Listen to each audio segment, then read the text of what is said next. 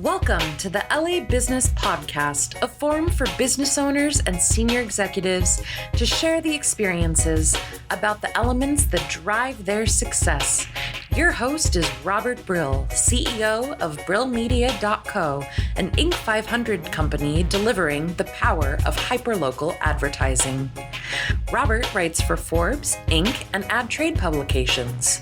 Our goal is to bring you the stories about successes and failures of people who are making big things happen in marketing, entrepreneurship, and management. Hey everyone, welcome to another episode of the LA Business Podcast. Today, our guest is Kevin Winston, CEO and founder of Digital LA. Kevin, thanks for being on the show.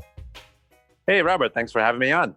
Kevin, tell us a little bit about what Digital LA is.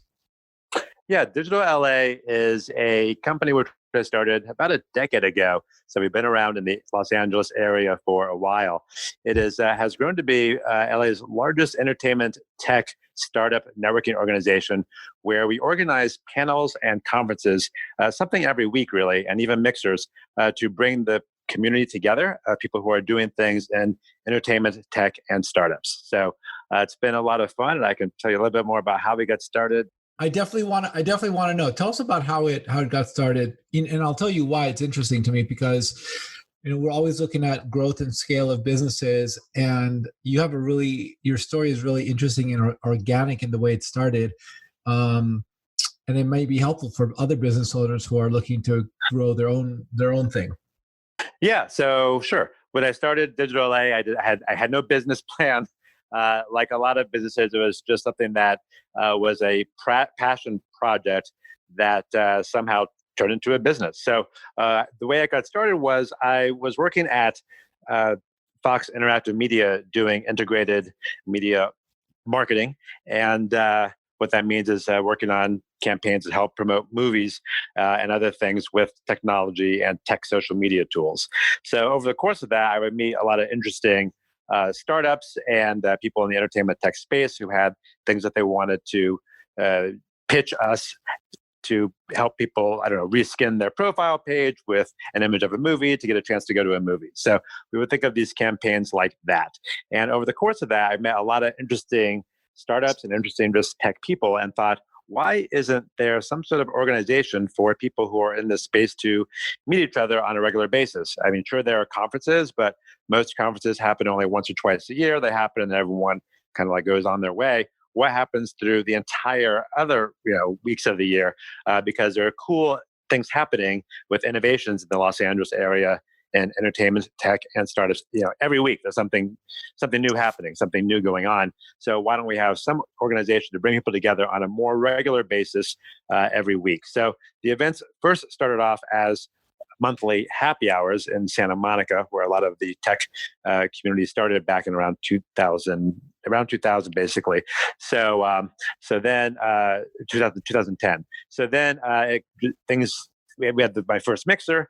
It was just me and 10 friends at a bar hanging out. But everyone got to meet 9 other fun, cool people. And people asked me when the next event was. So I said, okay, I'll do a next one. So I organized another one the next month. And the 10 people had told their friends. And we had 50 people show up, which was pretty cool. I was like, wow, we went from 10 to 50 in 1 month. I guess other people felt there was this need to connect too.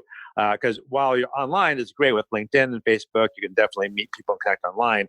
There's some magic that happens when you have an in-person event and people can shake hands, which we used to do back in the day, and and network. So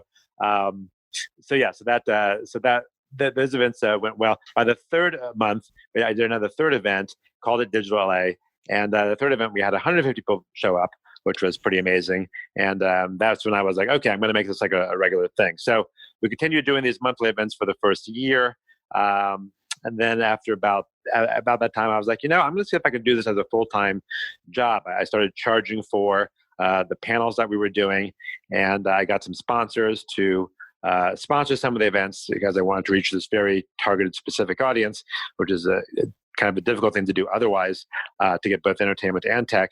So the Digital A, company launched as a side project and became my business full time after I left Fox. So it's been a fun journey, and just met a ton of interesting people along the way. And so were your mixers just like people getting to know each other? Was there any format to the original mixers that you started? Yeah, in the early in the first year, they were just monthly mixers. It was just basically people coming together and networking at these bars, and first in Santa Monica and then in Hollywood. What happened was the mixers got so large because, well, I did a few things. One of my friends at the time was a Hollywood promoter, and was a promoter for some of these clubs that back in that time were really hard to get into. So, but people still wanted to go. So I was able to say, hey, look, if I bring in some people into your bar or club on a weekday when it's probably not that crowded, could we do that? And he was like, that's a great idea. Let's do it. So we did it, and that helped grow too. So by the end of that first year, with the monthly events at the cool Hollywood clubs, we had like 400 some people at these events, with these like lines going down the block to get into the events. So it was at that time that some people were like, Kevin, these events are great. There are a lot of people, but I'm interested in digital music, or I'm interested in digital marketing and social media, or I'm interested in finding a VC. They had these like very specific things, and it was a little bit difficult to find someone who could talk about that in a large networking event with like a couple hundred people. So that's when I decided to organize my first panel, which was a panel on digital music. Fortunately, at the time, MySpace was a part of Fox Interactive Media, and I was able to have some people speak about music from there. And then I had some other friends who also were in the digital music space. So we had our first panel was on digital music, and it was sold out. Like there was a line to get in. Everyone was standing out everywhere in the bar that we held it at. We filled up the capacity right away. So I was like, wow, I guess there was a need for some sort of panel on this to talk about this, because we are at capacity. So then I started to launch a panel series, doing these panels with different topics that people were interested in. And kind of my goal or a trend you could see is I kind of like do what people tell me to do. Like it was a friend of mine who was like, you should do a music panel, or you should do a panel because these events are too crowded. Then people would just start suggesting other themes for panels. And since I worked at Fox and had some connections, having also worked at Sony Pictures Digital, I know a lot of people in the entertainment tech space. So our first events were entertainment tech, and I would just call friends who I knew and said, hey, can you be on a panel? And they were like, sure. So it worked out very well. So Kevin, you essentially built this as a conduit. You're a conduit in almost like the same way actors are a conduit. You ended up being the combination of the voice of what the marketplace wanted and the activator of the thing that the marketplace wanted. Like you're a conduit. Yeah, I guess that's the way to think of it. I also like to refer to it as being a connector.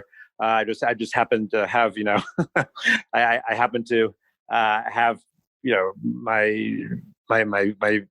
feet, my hands, I just happen to know a lot of people in a lot of different circles, and I'm able to bring people together and have people meet, because there are just a lot of different circles in LA, both in entertainment and non-entertainment, and VCs and investors and startup founders and actors and bands, and a lot of times I notice just doing what I do is that sometimes their circles don't overlap. So digital AI is basically a way to get these, if you're thinking in a Venn diagram, to get these like different circles to interact and just see what happens. Because at the end of the day, when you're doing a startup or you're doing an entertainment project or you're working on anything that's in tech, you're going to need a lot of different people to help you out if you don't already have them on your team. So if you're building a tech product, you're going to need developers, you're going to need designers, you'll eventually need like a PR marketing person, you might need a legal person to make sure that everything's okay, you might need an operations person, like you'll need all these people. And yes, you can go look them up in LinkedIn, but it's also good to meet people at events. And for my very first panel networking events, people would say, Kevin, these are great. I've met like all these great people who are just interesting people doing cool things in the digital space, but also B, like I want to hire that person, or I hired that person, or I got a job at the last networking event from that person that I met. There's also something in LA about meeting people at a informal event or at a mixer after a panel. and just connecting with them, that usually results in good connections, which can translate to jobs, can translate to clients, et cetera. So that definitely helped. The events were not just informational about whatever topic; they were also good for networking and jobs and leads and all that good stuff. Has your mission changed over the years? You're now a decade into this. The mission has always actually been the same from the very first one, which has been to connect people who are doing awesome things in the digital tech space. That said, there have been some evolution of the of how we get to that mission. For example, just the first, even the first year, the way to connect was through these mixers, and then that turned into a panel. Then in 2012, I started something called Silicon Beach Fest, which has grown into LA's largest and longest running entertainment tech startup festival. So this conference is a way for people to meet. We do that once or twice a year, depending on the year.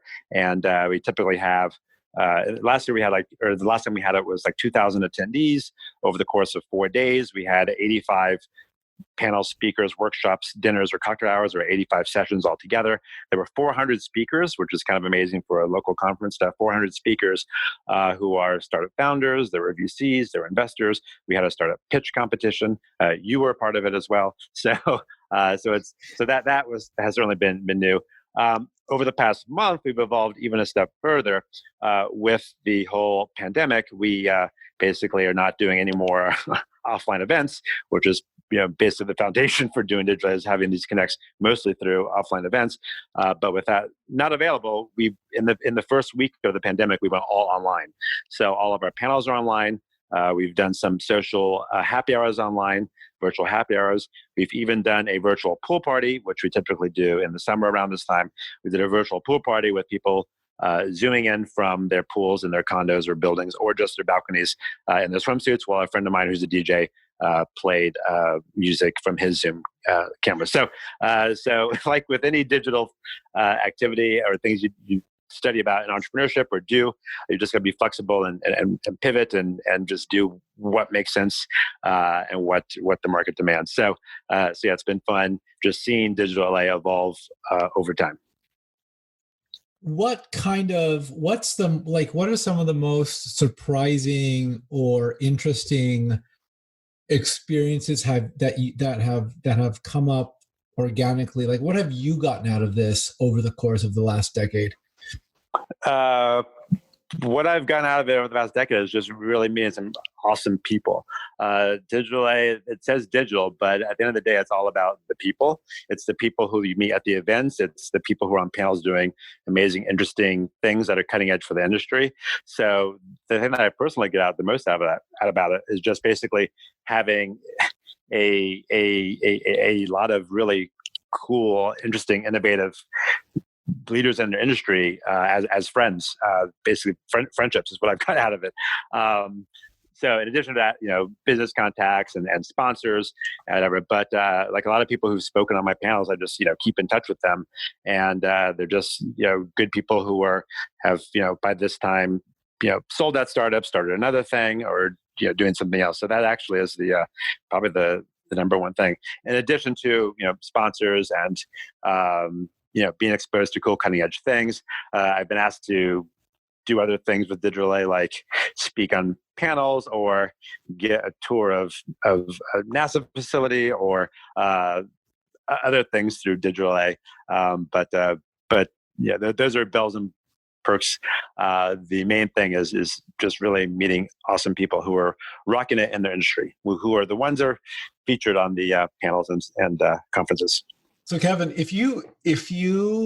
so let's say there's someone listening who says, well, I want to be the next Kevin Winston. Because I think there's an immense, from a business perspective, I don't think I want to be the next Kevin Winston, although the thought has occurred to me, because I think if you combine a business offering in addition to the ability to connect, I was like, over the last 6-7 years, the thought has occurred to me, like, how can I leverage what you have in my own set of contacts, in my own networking, to actually push my business forward? And it takes a special type of person like you to really make it happen. So here's my question. if you had to deconstruct the elements that made Digital LA successful, what would those elements be? And I don't think anyone could do it the way you're doing it. If anyone's going to be successful, they're going to do it differently. It's going to look and feel different. I think this organization is fundamentally an expression of who you are as a person, warm, friendly, connected, connections. Everyone wins. And it's a like, this organization feels great because it feels like an expression of who you are.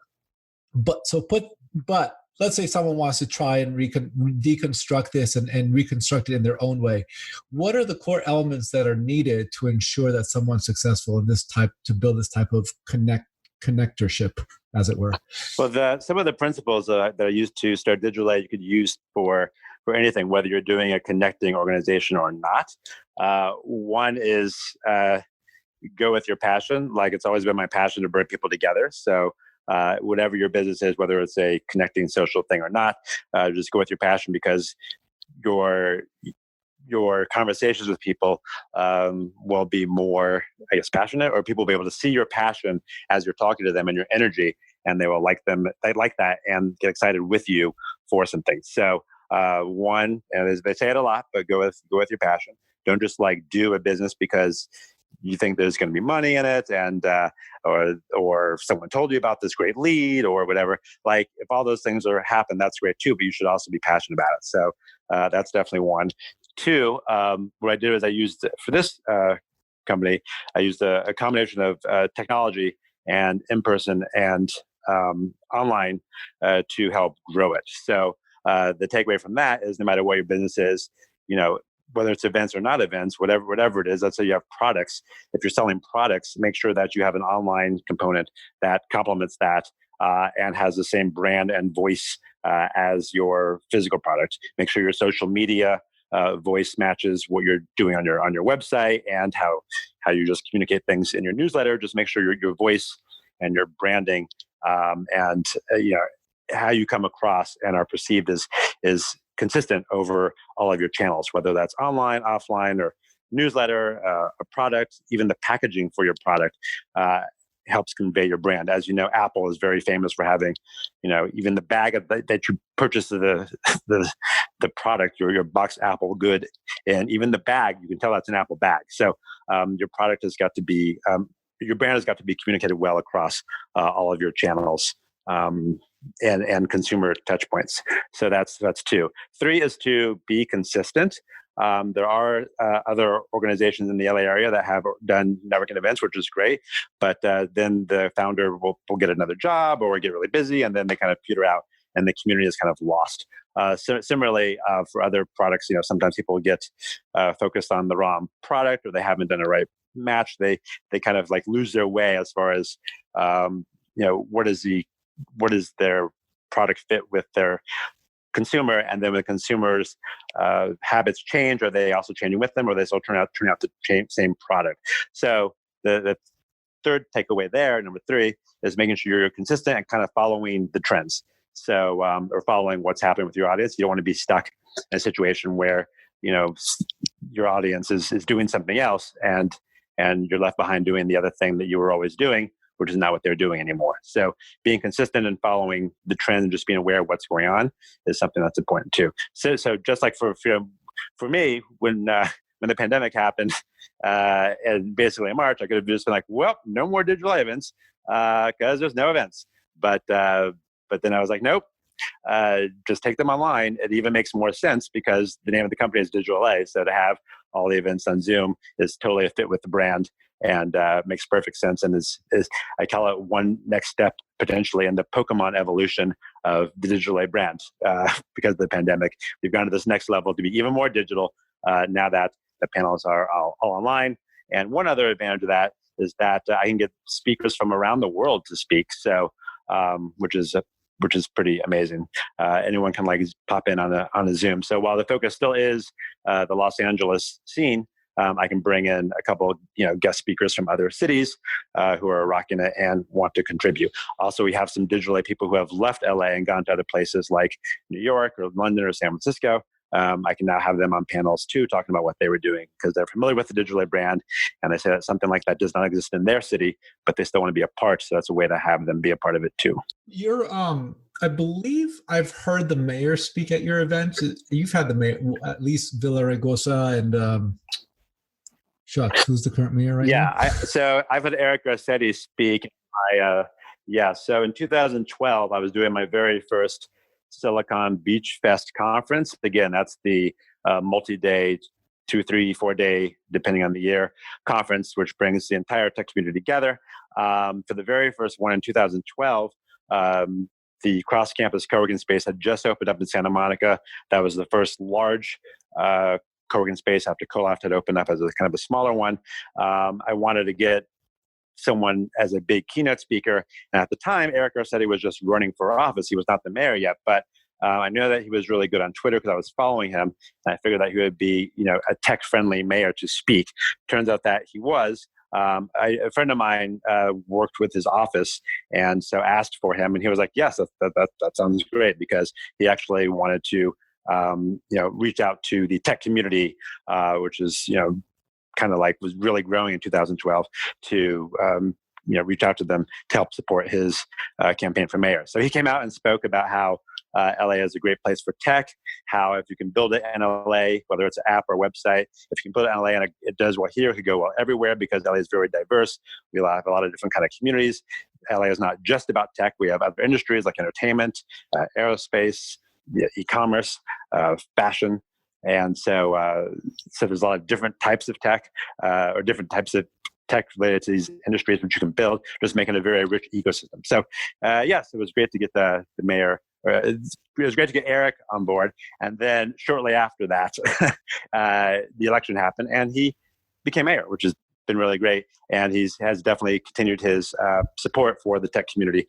He asked me and some other tech leaders to be on a tech council when he first became mayor to help figure out some initiatives and some focused priorities for his work. So you're squarely integrated into the fabric of LA's power scene, essentially, with startups, with politics, with all the various technology platforms. I mean, do you realize like how incredible that is? It's incredible to bring these different communities together because just like within different industries, there's different circles. These are, politics, education. I guess another one would include is education. We have several strong universities, USC, UCLA, Pepperdine, and Loyola in the LA area. And then I've done networking events or mixers with each of them too, and had them speak on my panels to talk about what's happening there. So I guess the other question you asked me was what has happened as far as a result of this is it's just been really awesome to meet people who are doing stuff in the tech area from the city government, local government, as well as the universities and what they're doing too. I've done Digital A panels featuring speakers and done talks at UCLA and USC in partnership with some of the local schools, featuring professors speaking on the panels. I had professors from USC as judges at my Silicon Beach Fest for the past couple of years. So yeah, it's basically, I've always been a connector, and I've just been interested seeing as other people become more tech interested or savvy, to have them be part of a Digital A event and the community. What sort of trends are you seeing in business and startups as we're about 2 months into this coronavirus sort of stay at home locally and nationally and internationally? We're about 2 months into this thing in at least in America. Where does business go? I mean, you have such a purview of cannabis and health and tech and fintech and education, all that. What are some opportunities that are very much evident to you from where you sit? Right now, anything that's helping people get online more is definitely big. So small business and medium-sized business consulting services to help people get their website up more, get their social media a little bit better, maybe figuring out a live stream strategy. Anything like that is helpful because right now, with all these businesses, these physical businesses, when brick and mortar is closed, everyone is turning online more. So services to help these companies do that, because a lot of small businesses might not have a digital strategy. They might just have a website they paid someone, 2 to 5 years ago to make, and a dormant Twitter or Instagram. So basically ramping that up and being able to add e-commerce to your website, being able to add live, being able to add social media engages more. That is big. The second thing that's grown bigger is cannabis. I say that because we just had our cannabis tech panel last week on 4/20, April 20th, with some speakers from the cannabis area talking about how cannabis tech has been increasing. So that's certainly is one thing with increased delivery, et cetera. The third area that has increased or that is increasing is VR and AR. That was the location-based entertainment is not happening with VR because a lot of the physical places where you go to do VR at like a mall, those are shut down. But people are going online more and doing VR and AR if they already have the headset. So that has increased. And the other thing that's also really big is online and mobile gaming.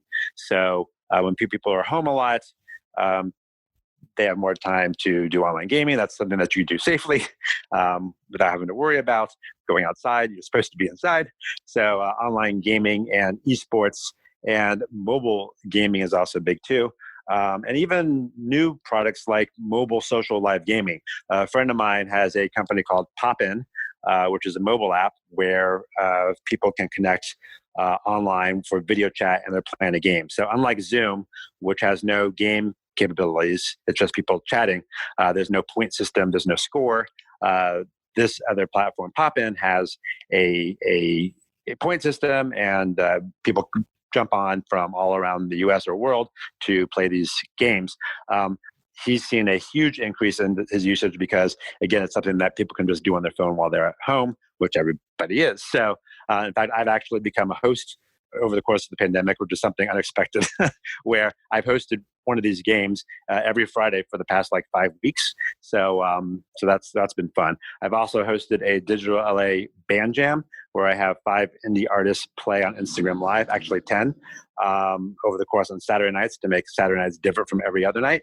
So that's been fun being a host too. So yes, one unexpected result of this pandemic is I've become a digital host, hosting a online mobile game every Friday at 9, and then a indie band jam on Saturday night too. So yeah, so with everything, you just got to roll with what works and what the audience or what the market demands, even during a pandemic.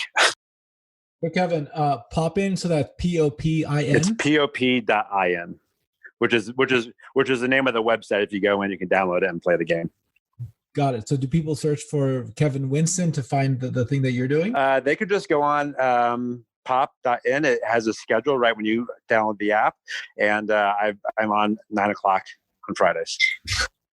That's amazing. Is that Pacific time, or is it just wherever you are? It's always Friday, 9:00 Pacific time. Yeah. Very cool. And where can people find the Saturday Night Band Jam? So the Saturday Night Band Jam is on the Digital LA Instagram, which is just at Digital LA on Instagram. Very cool. A couple more questions. Do you have any aspirations to run for mayor? To run for mayor? Nope, I have not thought about that. There are a lot of things that the mayor does that are not as digital as I like to be necessarily. My philosophy in life has always been to be doing something where at least 75% of my time is spent doing digital things actually. So if there's a way to be a digital mayor, I guess by a couple of years there would be that possibility. I don't know what that means, but maybe, I don't know. Yeah. I like that. That's super interesting. Maybe give it 20 or 30 years as things develop, and this will be the little nugget. So before we wrap up here, Kevin, 2 more questions. Number one, as you know, and as we've hung out many times over food, what's your favorite thing to eat right now in and around LA or wherever you might be? My favorite things to eat right now, which I count now as the things that I will leave my house during the pandemic to go eat and get takeout for, are Guisados tacos. They have a 6 taco mini taco platter with like mole chicken and chicharron and beef and all this other good stuff. That's delicious. And open. And I also got sugarfish, the Trust Me plate, which I think everyone in Los Angeles loves. I really was craving sushi during the pandemic, so I had to go get some sushi from Sugarfish in a box. And again, the Sugarfish food is great, and then the little white bento box they serve it in for to go is great, and even the bag is great. It has like an artistic fish, which I found out you can use as a coloring book if you have kids. So anyway, those are my two go-to. Oh, and Salt and Straw ice cream. Love Salt and Straw. They don't serve cones now, but you can get a pint. And so I got a pint of salted chocolate chip cookie dough on Friday, and it's been delicious. I've been going through that a little bit every day. So that's interesting that you bring them up. I actually use them as a business case study. I wrote a guide, and I'm happy to send it to you if you might find it helpful. It's a recession marketing guide. So I want to demonstrate to business owners that there's a way to succeed in the current economic climate. We're entering a recession, hopefully not a depression. A lot of companies are going to have some challenges. I was like, okay, how do I demonstrate that there's actually, number one, is there opportunity? I believe that there is, and I needed the data to show it. And I looked at research back to 1921, and one of the things that I saw was that like Salt and Straw started in like 2010, I believe, or 2009, with a cart in Portland. And they totally used brand, and the owner the owner of the business, I can't recall her name right now, but I should. And she says that brand is the way the product makes you feel, or the idea of the product makes you feel. It really ties back to a feeling, which I think is super like right on point. And anyway, they started 2009 in a cart in like somewhere in Portland, I think. Yeah, I heard that too. So a friend of mine is from Portland, and loved the fact when Salt and Straw became a big deal. They're like, oh, that was the cart down the street. But yeah, the brand is great. I like the quality of their ice cream too. So yeah, brand, like we were talking about before, brand is definitely important and key. So, Kevin, how can people find you? I think you mentioned the URL, but just say it again, and any other ways you want people to connect with you. Yeah, sure. Again, it's Kevin Winston, and the company is Digital LA, and we are online at digitalLA.net for networking. We're also on Instagram and Twitter at Digital LA. We have a group of almost 20,000 people on our LinkedIn, which is also Digital LA too. So altogether, our social media and website reaches over 100,000 people a week to let them know about our events that are now online, and will be including offline once we get to that point. So yeah, definitely sign up for that. And I want to say, I didn't really have a chance to say this, but I definitely wanted to say, like, you've given me so many incredible opportunities. You've allowed me to speak at your conferences on multiple occasions, which I really appreciate. And you've allowed me to have my clients and speak at your conferences, which has been fantastic. And I've met some really incredible people, Scott Tamora, who I still work with, and Joe Berman, who I don't work with directly, but he's always a great resource. So two people who I met at your conferences that, like 10, I don't know, not 10 years, probably like 4, 5, 6 years later, are still very important to me. So you have an incredible community that's been incredibly valuable for me personally. So thank you. Yeah, well, thank you for saying that. Yeah, and it's stories like that happen like all the time. Like I said before, the number one thing is the people. And you just mentioned the thing that you found most valuable was these people. Like, you met them for some business contact or some business connection, but you stayed in touch with them. And some of them might be doing a different business or not, but you're still in touch with the people. So bringing these people together who are doing cool things has always been part of it. And that's what attracts people. I have people who've attended. I had a Digital LA pool party up in Hollywood Hills. We do a big pool party once a summer. This one happened to be at an infinity pool at a home, which was awesome. We had 125 people attend who were kind of pre-selected. They were CEOs and startup founders, folks from the Hollywood studios, et cetera. Everyone was really just lounging by the pool. There was an ice sculpture. There were some bands who were playing on the lawn. It was an amazing day. Just last a couple of weeks ago, I met a friend who attended that party, and he was like, "Kevin, when's the next pool party?" I'm like, "Yeah, summer's coming up. I better start planning the next one for this year, whenever we can meet up in person again." And I was like, "How'd you like that last one?" He was like, "Yeah, the party was great, and really awesome thing was I met like 3 people there who I am still in touch with like today. One was a client, one who's become a friend, another one was just a friend, and then another one they met at the ice sculpture, like, watching people do the shots off of the Swan." And so yeah, it's been fun. Just creating this community where awesome people can meet each other and stay in touch with each other, and either for business purposes, or what often happens in LA, that bleeds into personal connections and just friendships that last over time. So it's all about the people. So if you're interested in that, again, sign up for the newsletter at digitalai.net that goes out once or twice a week, depending on when we have events. And again, the Instagram and the Twitter are at DigitalA, and the LinkedIn is just look for DigitalA. There's about almost 20,000 people on that group. So you do sponsorships of the email? Like, I'm looking at your LinkedIn, it says 80,000 members. Oh, via newsletter, Facebook, Twitter, LinkedIn. So now 100,000. Do you do sponsorships in any of those? I do. People, yeah. Companies can become involved by sponsoring. They could sponsor a specific event, or they could sponsor a series of events, or they could sponsor Silicon Beach Fest, and they could sponsor the newsletter. There's a bunch of opportunities to reach this community through the newsletter or social media or the events. And there'll be ways to do that online as well too. I can't think of a better way to reach this very niche community, like in a more personal way. Like, really, it's invaluable. Thanks. Yeah. There are publications that reach tech, and there are publications that reach entertainment. But to reach this like entertainment, tech plus startups is pretty unique, and it's something which I built over the past decade. So yeah, it's a great way to reach this community. Awesome. This was fantastic. Thank you, Kevin. I appreciate it. Great. Thanks so much. Talk to you soon. Okay. Good talking to you. Bye, Robert. Thank you for listening to this episode of the LA Business Podcast. If you like what we're doing on this podcast, please consider subscribing on Apple or Google Play, leaving a 5-star review, and sharing with your friends. If you have any questions, comments, or recommendations for a guest you'd like to hear on this podcast, please email me, robert@brillmedia.co. Thank you. Have a fantastic day.